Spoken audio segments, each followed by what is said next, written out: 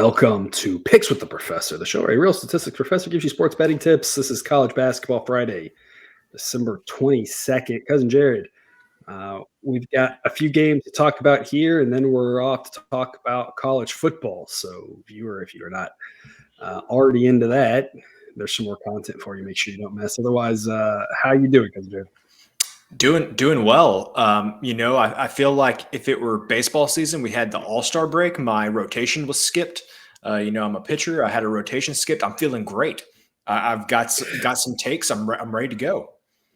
And you're about to have it skipped again because I think we're about to have the real All-Star break of the college basketball season. Of course, there are only 4 games, I think 6 games between Saturday, Sunday, Monday, and Tuesday. There's 6 total games. Wow. Sunday, Monday, Tuesday. There's 6 total games in those 3 days, I guess is what it is. And so we will be off a little bit from college basketball. Yeah. The timing coincides fairly well, hopefully, with welcoming a little one into the world here in about 36 hours time from now. So we'll have a little bit of time off, and then we'll be back at it. So you're about to be real fresh, with already being skipped once and not being skipped again because of all the games off. Wanted to talk about doing more of a weekly recap. We only had 2 shows this week so far. We're already Thursday night. So here's kind of how we're doing so far this week. Again, it's kind of ho-hum. We've hit two of the 3 sides of the day. We hit our total of the day, despite missing the 2 totals on the show. But Cousin Jared, what I wanted to talk about, and I wish I would have talked about it with Jake, and I just completely forgot, is if you had seen that show and saw the where we were at that point of the season, overs had a higher ROI than this, and unders had a lower ROI than this, and you can see why it's changed. This week, overs are 11-17, A-grade unders are 10-3, and I wanted to say then, you might be looking at that saying, why should I be playing unders if they're break even? And my answer would have been, it's just like diversifying your portfolio. You have bonds in your portfolio, you have money in CD markets and stuff like that to kind of offset some of the risk you take in the stock market, right? And we're not financial planners or advisors, so we're not trying to give any advice on that. But there are different strategies to keeping your portfolio balanced. This is a concept everybody understands. And my thought process was, unders have been doing okay. There's no reason not to, and they might take off, and overs might struggle because we've seen this every year in college basketball, and you never know exactly which week. But there's and you talked about it earlier. I don't know which show it would have been on. It'd be impossible to find it, but you talked about this earlier in this season that you were waiting for it because this happened last year where there was just some random week where it's like points just dropped, and that's what happened this week. The average points per game was solidly between 144 and 146 every week, and this week so far it's been 141. It's been way lower than the first 6 weeks. And it's just random bounces. And that's why you kind of want to have a portfolio with some overs and unders. As great as overs have been for us on the season, the unders have been great this week so far. And I don't know what will happen the rest of the week or next week, but we see these random drops like that. And we've had one this week. I don't think there's anything to it. I think it'll come back up and then back down. It'll just kind of bounce all around. It's just this week's been a really sharp drop so far. Yeah, and I would even go as far to say of the 17 losses so far this week, about 6 of those happened in about a 3-hour period. The night before we were recording this, probably 2 days as you're watching this, and it was just every over just went to die on what would that be? Wednesday night. Wednesday. Yeah. So it's literally a 3-hour period, and if not for that 3-hour period, overs or break even. So but to your point, this happens every year and you never know when it's going to happen, but the overs are going to be rocking and rolling. And then all of a sudden it's going to be the unders that are carrying you for 2-3 weeks, and it's going to flip back again. And that's why so far this season, if you're just playing all of them, you can see about a 3% ROI for each. So it's we've been on more overs because I think the market's been slow to adjust to the rule changes and certain things we talked about. But I think at this point, maybe we're starting to catch up. We're starting to play closer to as many unders as overs. Not quite there yet.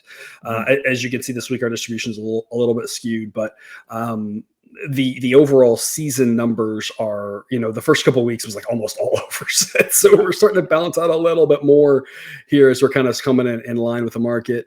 That's how the weeks felt. That's how college football bowl seasons felt. We'll talk about that when we get to that show, but where it's just one of those like, can't quite catch a break this week. And so I feel okay about this week so far, the way it's been going. It's been ho-hum and feel like we've got one break out of 12. And so that'll come around for us. We talk about it during downstairs all the time. And sure enough, that's what happens. You just never know when. Maybe it'll be today, tonight, who knows. But remember, $10 off your first month, a special $10 off. Usually we just give out $5 for signing up through the show. That way I just know where you came from, because I like to see how we're getting people, right? And so as an introductory offer, we usually will give $5 off your first month. We're giving 10 right now for the rest of this year for the holidays. There's the promo code if you're with us on screen, and a QR code. The link in the show description will get you there as well. And remember, don't miss out. Lock in your price forever at $25 a month by signing up before the end of the year. So take advantage of that and join us over on Dub Club. Otherwise, though, let's get to it. George Mason and Tulane got some afternoon basketball. There's a lot of afternoon games here on this Friday. There were several on Thursday. So again, if you're looking for picks on all those games, we got you covered over on Dub Club. This is one that we wanted to specifically talk about. Tulane's pace, number 5, George Mason, number 325. This will be a clash of styles for sure. But as we often will point out, while 325 seems like a large number, and relatively speaking, it is. 5 would be a large number to our daughters, I suppose. There are 362 teams, so 325 is not extreme. It is slow, but not extremely slow. Tulane being 5 is not just fast, it is extremely fast. And while overs have struggled this week, I don't think there's anything specifically to say that means you shouldn't be taking overs this week. I think you're overreacting if that's the case. There are still some really good overs on the board. We think this is one of them. We're going to go over 158. It's an A grade. Some models projecting 163. Thinking that the pace will shift more Tulane's way than George Mason. Not that it's going to be a game that lands in the 200s necessarily, but that this will speed up a little bit. And not just the pace, but when you look at George Mason, a pretty balanced team, Tulane is anything but. George Mason will have the edge on offense when they have the ball, and my goodness, Tulane will have the edge as well just because that offense is so good. Again, only counteracted by how bad their defense is. Tulane likes to play in high-scoring games. I'm guessing that's what you saw when you identified wanting to talk about this game on the show. Yes, that is definitely what I wanted to talk about. I also wanted to, throw something out there since I didn't get to talk about UMBC and Iowa yesterday. That was the total of the day, and how the way that you phrased it was, this is at the edge of what the model can project. And I would have said, we're already at the edge of what the model can project on each of these teams individually. UMBC just in general, Iowa at home specifically, like we're already at the edges of what sideline can do. And then add on top of it, playing each other. It's like, and that game easily went over. You mentioned Iowa might score 100 points, and Iowa scored 100 points. So anyway, all of that to say, Tulane's pace, not too far off of Maryland, Baltimore counties. They are way up there, almost to the point where sideline just has a little bit more of a difficult time. You talked about 325 not being an outlier. 5 is getting very close to being an outlier in that pace area. But what I will tell you about Tulane is that they played a game last week against Furman. Final score of that game was 117-110 in double overtime. I will give you that. It was in double overtime. But the following game, so on Saturday, 2 days after the Furman game, they were playing Southern. Sideline says there was an A grade on the under in that Tulane and Southern game. And I was thinking, you know what? This is an excellent spot to take a Tulane under. They are 2 days removed from playing double overtime against a team that was going up and down the court with them. They're going to have heavy legs. This is a bad spot for them. That game easily went over as well. There was 186 points in the Tulane and Southern game. This is one of those things where I just am not sure that they can set the lines high enough for these Tulane games. And so now, I thought the under was a good play when they had only 1 day of rest after playing a double overtime game. Well, here they've had almost an entire week of rest, and I think they are going to be ready and rare to go and getting up and down the court. So anytime I can get an A grade on a Tulane over, I am definitely going to be partaking in that. Yeah, the way they play is reckless and fun. And again, doesn't mean all overs will win, of course, and they haven't been doing great this week. But they've been doing well over the course of the season. The model has adjusted its projected totals down a little bit based off this data. It would not normally adjust that much based off of a rough 3 days of overs. It's more so that just how extreme it is. It's kind of like trying to calibrate a little bit. And so, my point with that being, we're not just blindly playing a bunch of overs. But secondly, I think kind of like you're saying, we recently went under with Tulane. And so anytime you see that, at least it makes you feel like we always talk about sometimes the model is just going to always play this team, always fade this team, always go under with this team or over with this team. And what the model is trying to say is, hey, the market's mispriced and we're going to win 6 out of 10 or 11 out of 20 or something like that. And that's going to be how we make money. And that sometimes is how it plays out. That's not the case with Tulane. It's not just blindly taking every Tulane over because of that. So, it's at least thinking that this is a good spot for the over. So A grade over 158 in some afternoon basketball, going to all the way to the late night here, 9 p.m. Eastern, Illinois, Missouri. This will be your game of the day, your most interesting game. This is an annual contest that they host in St. Louis. And in this case, just took an over. I'm going to take an under. These two teams have been a little bit, especially Missouri, to me, has been much more of an under surprise than I thought. I think we came into the season kind of thinking more they'd be a little more fast-paced, better on offense and defense. We were on some of the Missouri overs earlier in the season, but as the season's gone along, they're playing pretty slow and measured. Their defense is about as good as the offense. Illinois, of course, has a great defense. The pace will be a little bit faster just because of Illinois, but the fact that they have such a good defense gives us a good shot at this under. The average number of points in the college basketball games this year is hovering around 144. And so Sideline thinks maybe a little bit above average, not quite as much as the market though. Under 150.5 is a B grade pick. And Cousin Jared, 151 would get us to an A grade. So this is a B plus pick. If you can find a 151 out there, then that would be A grade territory. But whether you're on the B plus side or the A minus side, we talk about some of the thresholds here are kind of arbitrary. The bottom line is as long as you're getting a decent number here, right? 150, 150.5, 151, you're getting some good value as the probability that stays in the 140s is greater than getting into the 150s. What are your thoughts? I have been impressed with what I have seen from the Illinois defense so far. I've been impressed with what I've seen, but also I'm still a little bit surprised that they're number 11.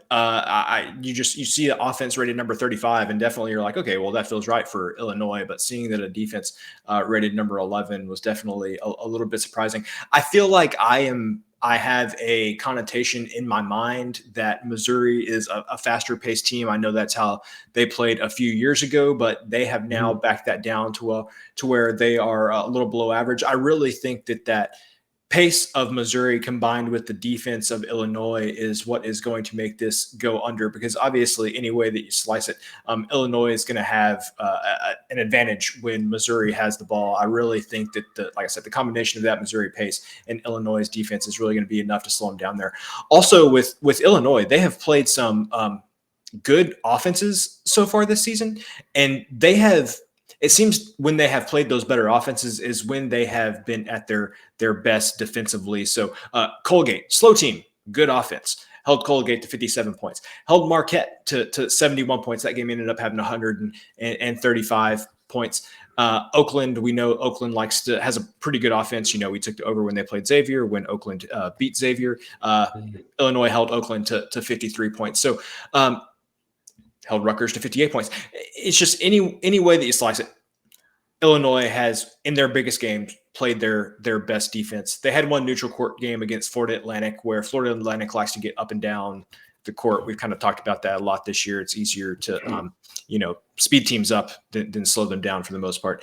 Missouri is not going to be trying to speed anything up here. So I like this under as well, and this is mostly just because of Illinois' defense. I really like what I've seen from them. I always like when we look at the model and the metrics kind of spit out something and we're like, oh, like I knew they were good. I didn't quite realize they were that good, or vice versa on the flip side of that, right? I knew they were bad. I didn't realize they were that bad. Yeah. And the thing I would want to say about that is I'm not trying, whether it's for this or football or baseball, I'm not trying to indicate specifically that Illinois is the 11th best defense. What we're saying is that the model is projecting them there.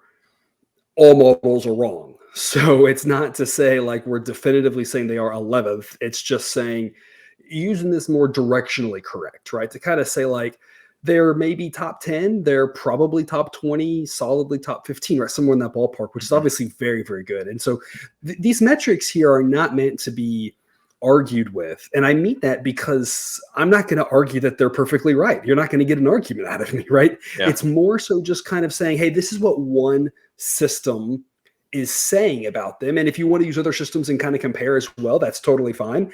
And maybe, you know, when we have an outlier with one of them, maybe that means we're wrong. Maybe it means we're picking up on something and it's just something to dive into and think about, right? You can kind of go as deep as you want into this or not, or just use this as a rounding error, kind of, hey, they're in that ballpark. I mean, there's kind of a lot of ways to look at this, but however you want to slice it, the model's thinking that Illinois' defense is very, very good. And as you talk about with these following mostly a bell-shaped distribution, as a lot of things in the world do, when we get the difference between 35th and 11th, then you can see it on screen, right? Given, you know, average is 100, Illinois' offense is 21 points. And it's not points, it's 21 units, right? There's no unit on this, so it's standardized, right?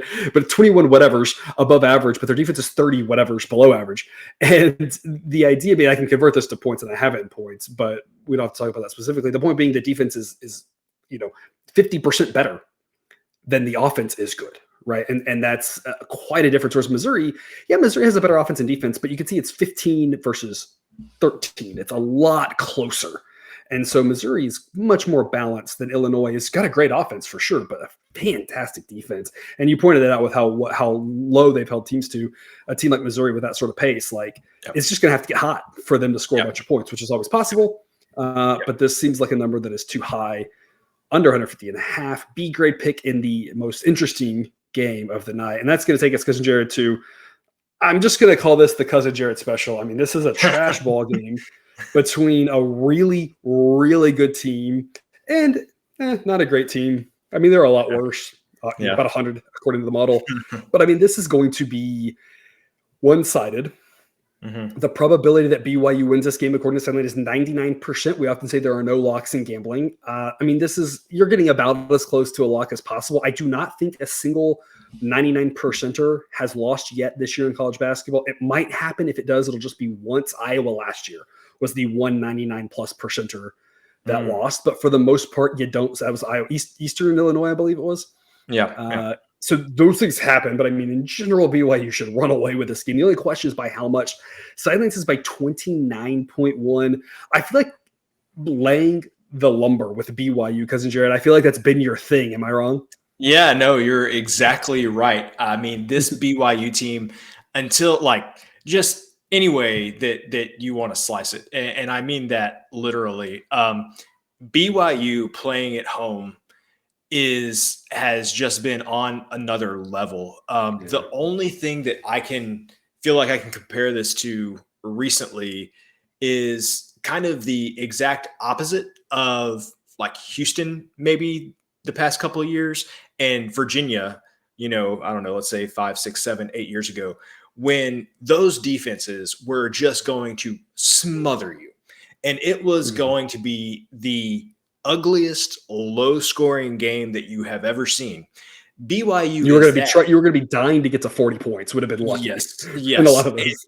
Yes, and BYU is just the opposite. As impressive as those defensive performances from Houston and Virginia were, this BYU team is just, when they're playing at home, just points. Like the points just rain down like manna from the heavens. It's just like absolutely unbelievable.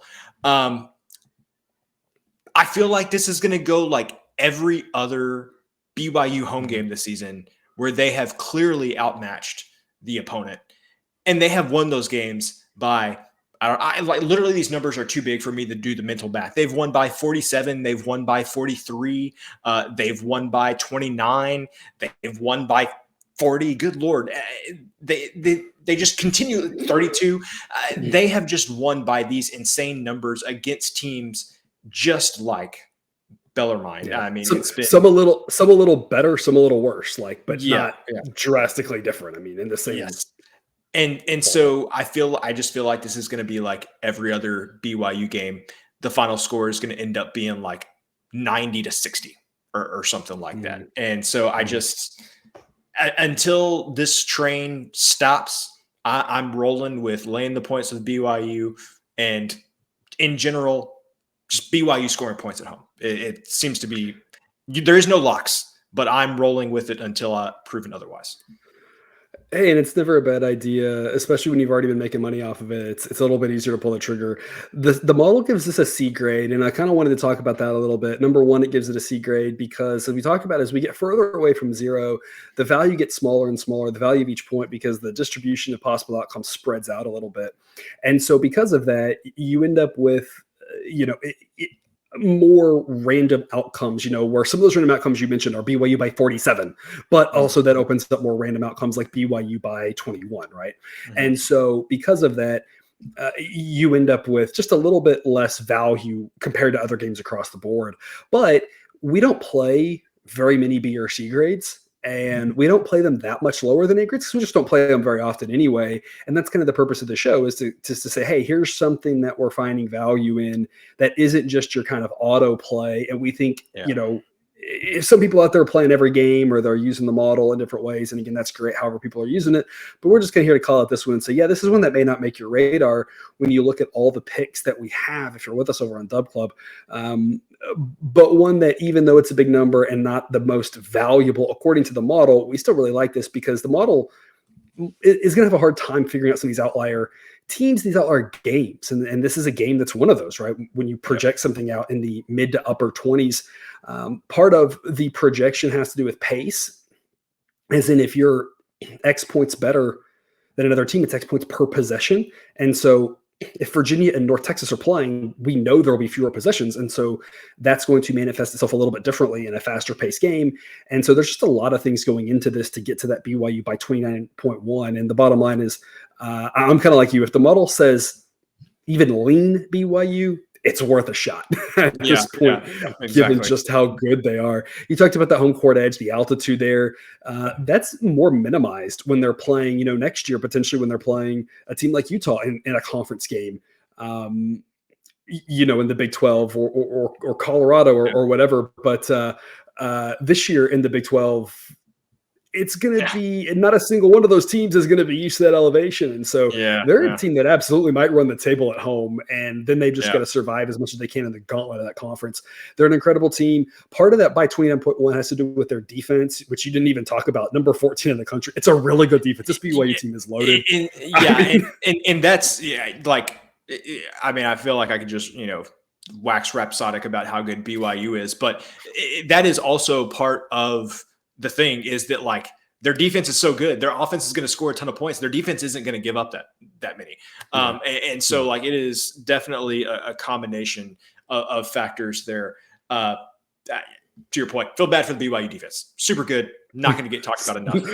No respect, basically. And I'm gonna try to do my best Jake impersonation here, which I'm thinking what's happening is that pressure BYU defense forcing a lot of turnovers gets them points quickly in transition, and that's exactly what we're looking for here, right? We're looking for those turnovers, 3-on-2s. They convert those amazingly points quickly, and that builds that lead, and that's how you win by 40. Otherwise, it's hard to win by a number that big unless you just dominate every single possession. But those quick points off turnovers fueled by that really good defense. We know their offense is great. They're a fun team to watch. We're going to lay the 26 with them. Only a C grade pick, but we think worth being on your card. And as a reminder, as you see that a recap there with those picks that we've got here, we have a bunch of other A grade picks on Dub Club. If you're not there yet, time is running out. Get the best deal here that you're going to get for the rest of the year. $10 off your first month, locking in the current prices. So everyone else pays more next year, but that won't be you. So join, get all the metrics, all the sheets, all the picks, all the A grades, B grades, overs, unders, Discord chat, all sorts of goodies over there on Dub Club. Cousin Jared, any parting words before we head over to the land of college football bowls? You need to be with us for college football. There are a lot of players out, a lot of things changing, people entering the transfer portal. Our friend, the professor here, has spent the time to look up every player that is out of the game, make our best estimate for those that we do not know, best educated guess for those we are not 100% sure on, puts that all into the model, shakes it all up, sees what comes out. He's done a lot of research here. Even if you feel like you have an edge on these games, come watch us, listen to us on the College Football Show, because we put in a lot of effort for this player-based model to make sure we have the right players in and the right players out. And I love some of the edges that we have on this set of bowl games coming up here. One's about to kick here Thursday night, but then the Friday night and the Saturday games. I love some of these edges. I look at some of the market things and I'm like, I can totally tell you exactly why we're having edges, because the market's like, oh, these guys are out, and the model's like, I didn't even think those guys were playing anyway, right? Or vice versa. The market's like, oh, who cares about these guys out? And the model's like, no, that really matters, y'all. And so we're getting some great edges. You never know what's going to happen in an N of one, like we always say with every pick. But if these games play out anything like on average what they should, I think we're going to have a great weekend of college football ahead. Great weekend of college basketball ahead before we take a little bit of a break there. So the shows are dwindling here around this time, but then come after Christmas, they'll be back steady and strong, hopefully. So we'll do our best to get through this next week of lean sports. So again, watch the College Football Show, watch the NFL show. We got a lot of content for you. And again, picks on everything and discussion on NHL. We'll probably have some soccer discussion and UFC discussion. Who the heck knows what other discussions we'll have over on Discord. And if you want to get access to that, Dub Club is the place to be. Otherwise, though, thanks for watching. We'll see y'all later.